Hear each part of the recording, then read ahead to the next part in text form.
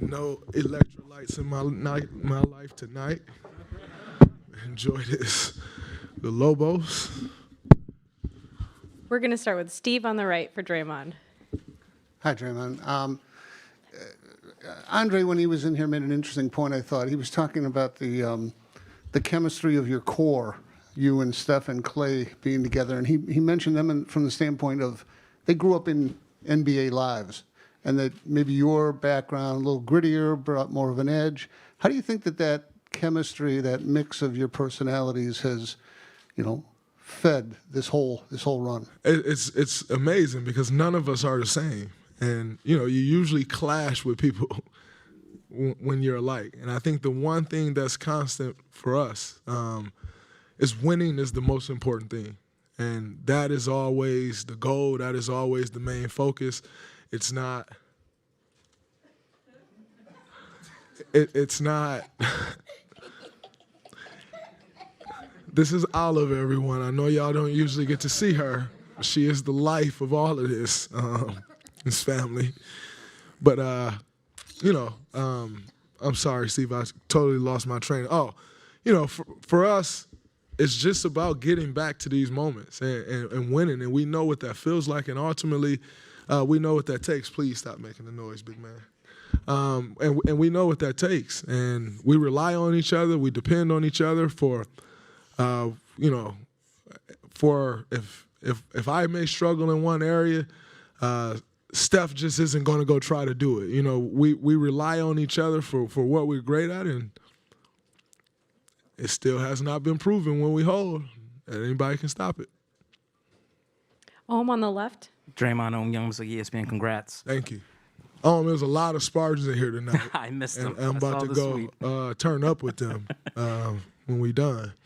What does winning Finals MVP do for Steph's career? I mean, he's done so much. He's one of only 7 guys that's won Finals MVP, regular MVP, scoring title, All-Star MVP. And also, you talked about how no one has knocked you guys off when you guys are healthy. What's next for you guys? How far can you guys take this? You guys have 4 now. I'm not sure. I don't like to put a number on things. And say, oh, man, we can get 5 or we can get 6 or we're going to get them until the wheels fall off. And, that's our goal, to compete at this level every year. I think, when you look at a guy like Steph Curry, to have the season that he's had, to have the career that he's had, it's absolutely amazing. And to stamp that with a Finals MVP, I know he said it don't matter, and it doesn't matter in the sense of like, oh, well, his legacy is not quite this unless he gets that. Like, that's garbage. Still Steph Curry, still an all-time great. But to add that to your resume as a competitor, you want that, And, for him, it's well-deserved. It's been a long time in the making. But he left no doubt. And he carried us. And we're here as champions. Davide on the left. Hi, Draymond. Davide Chinellato with the Gazzetta from Italy.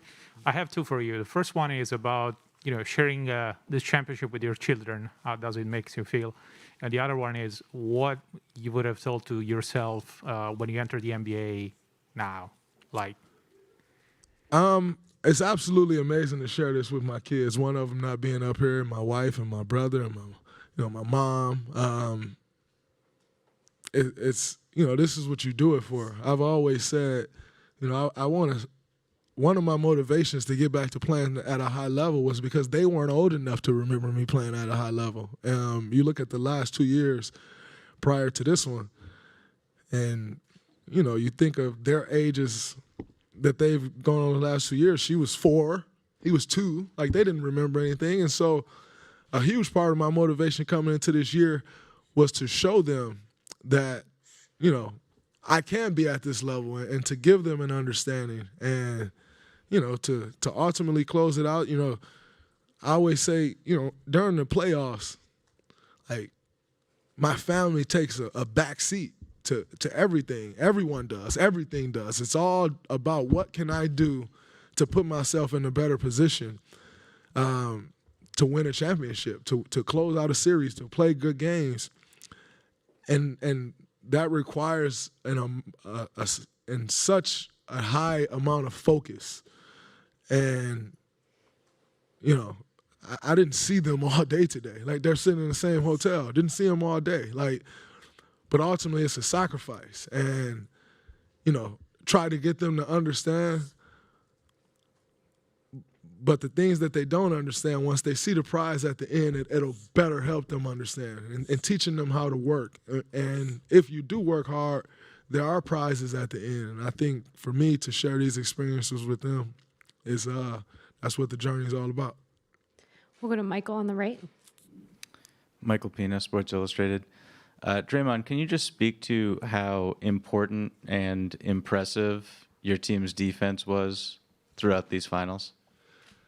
You know, we've always spoke about our defense, and I mean, it's been a constant for us. You know, we've won championships, and, you know, I think the lowest defense we've had winning a championship was like 7 or 8.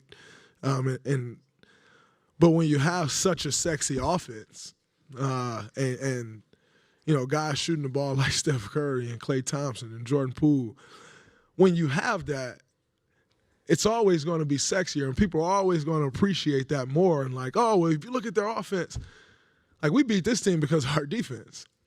You know, there were, I don't know, did they score 100 points tonight? That's what, 4 out of 6 games they didn't score 100 points?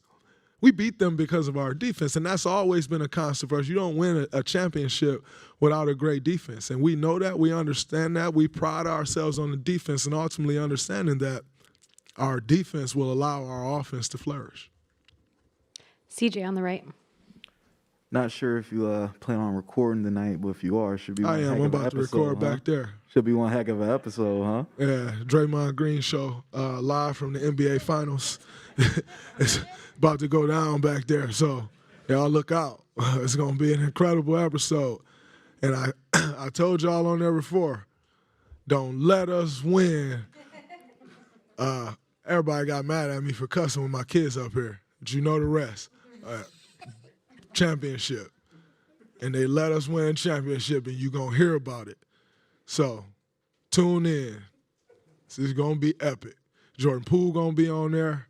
Might have Steph Curry on there. Might have Klay Thompson on there. Might have Olive on there. DJ on there. It's going to be an incredible episode. Watch out. We'll go to New media. That's what we do. We'll go to Chris in the back with the final question. Y'all gonna get this podcast, Andre? Huh? Y'all gonna get this podcast, huh? They going to get this podcast.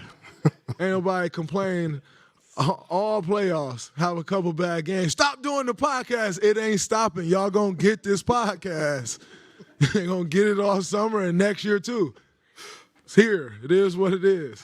Dre, congrats, brother. Thank you, brother. I wanted to ask, what was the adjustment like for you during this series as you had the crowd doing what they doing, saying what they saying, and it seemed like it was an adjustment for you to kind of get through that. Can you walk me through the process? Game 3, it just caught me off guard. You know, like you've heard crowds boo, and I had never heard an entire crowd yelling "F you, Draymond." Like that was a different thing. And then so you couple that with having a so-so game, and it's like, oh man. And then I thought, when I speak of the new media,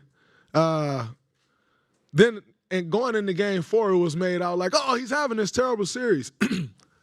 But if you know basketball and you watch game 1, I did not have a bad game 1, and I had an incredible game 2. And game 3 was kind of like terrible, awful. And game 4 was like not my best effort, but not totally terrible, And game 5,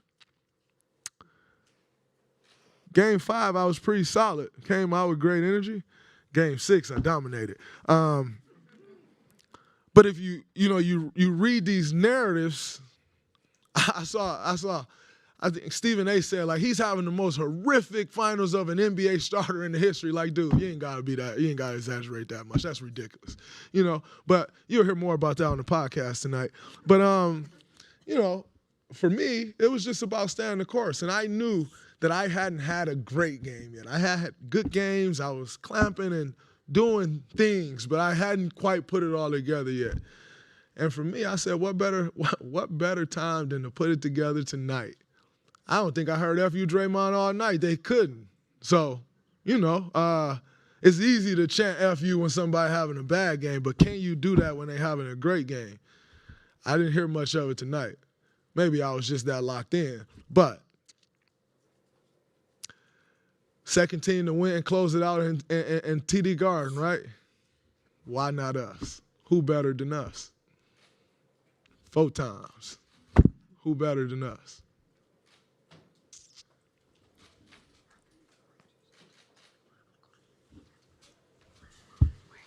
Jordan's right there.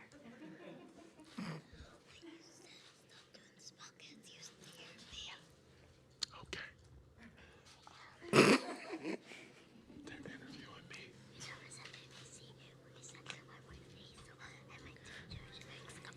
Okay.